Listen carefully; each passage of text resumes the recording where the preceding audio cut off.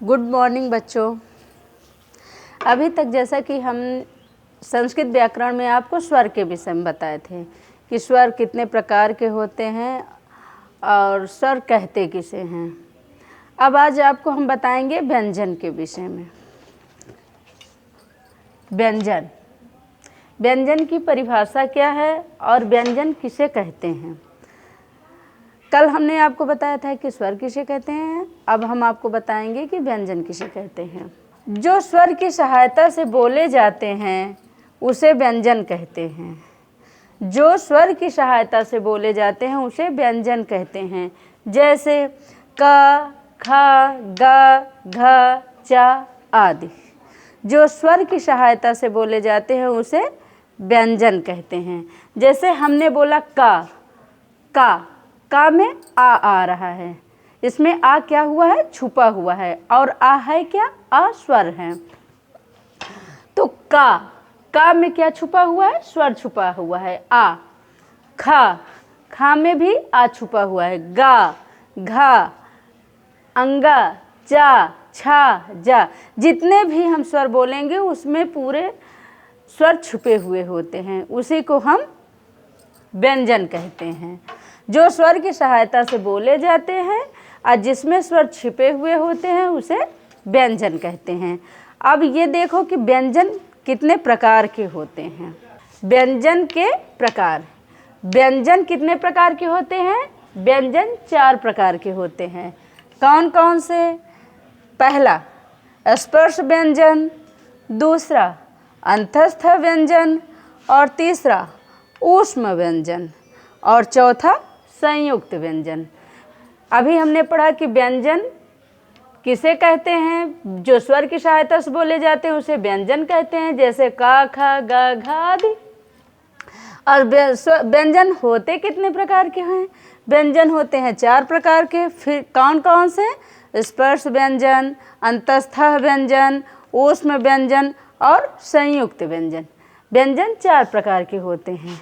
अब हम आपको इसमें बताएंगे स्पर्श व्यंजन के विषय में। हाँ तो बच्चों, अभी हम आपको क्या बताए थे, व्यंजन कितने प्रकार के होते हैं। तो व्यंजन 4 प्रकार के होते हैं। पहला हमने क्या बताया था, स्पर्श व्यंजन। अब ये देखो कि स्पर्श व्यंजन किसे कहते हैं।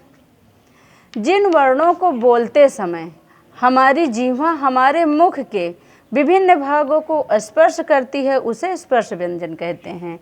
स्पर्श व्यंजन किसे कहते हैं? जिन वर्णों को बोलते समय हमारी जीह्वा मतलब जीभ, हमारी जीह्वा जो हमारे मुख के विभिन्न अंगों को स्पर्श करती है, स्पर्श मतलब छूना, उसे छूती है, उसी को स्पर्श व्यंजन कहते हैं। जैसे इसमें स्पर्श व्यंजन कहते हैं, इसमें का से लेके माँ तक की गिनती आती है। जैसे का से लेके माँ तक के अगर हम गिनती आती है, और जिन्हें 5 वर्गों में विभाजित किया गया है, जिनकी संख्याएं 5 हैं। स्पर्श व्यंजन 5 भागों में विभाजित किया गया है, जहाँ से का से लेके माँ तक के वर्ण आते हैं। कहाँ तक के वर्ण आते हैं? का से लेके माँ तक।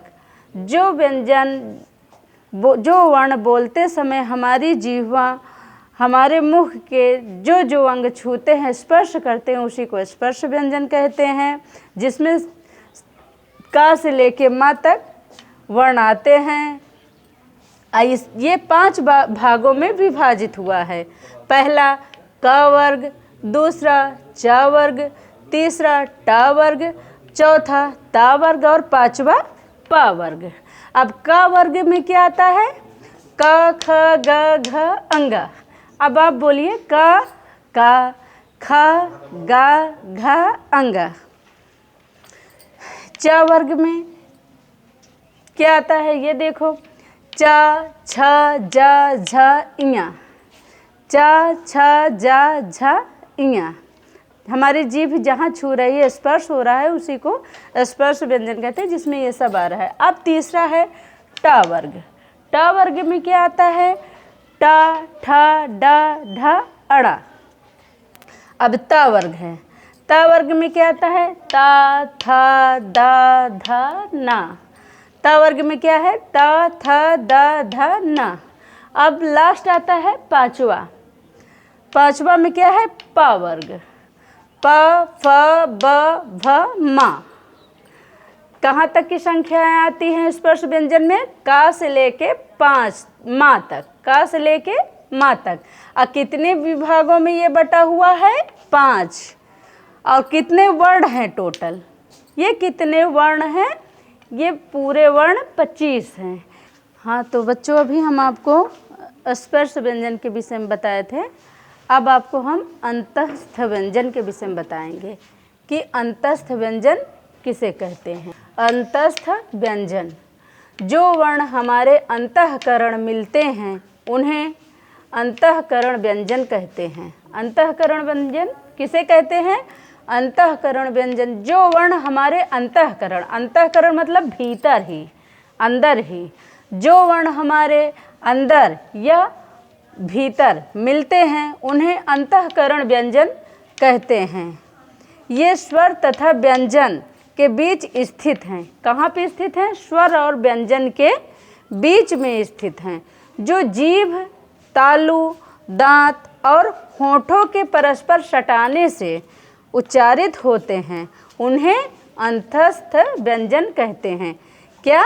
जो जीभ, तालु, दांत, जीभ और तालु, दांत होठों को परस्पर सटाने से उच्चारित होते हैं उन्हें अंतस्थ व्यंजन कहते हैं।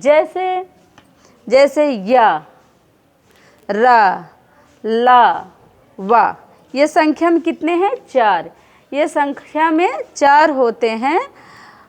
या, रा, ला, वा 4 संख्या होते हैं। इन्हें क्या बोलते हैं? अंतस्थ व्यंजन। अब आपको इसके बाद हम तीसरा बताएंगे, ऊष्म व्यंजन। ऊष्म व्यंजन किसे कहते हैं? जिन वर्णों को बोलते समय वायु का मार्ग बंद हो जाता है और रगड़कर ऊष्मा बाहर निकलती है तो उसे ऊष्म व्यंजन कहते हैं। ऊष्म व्यंजन किसे कहते हैं?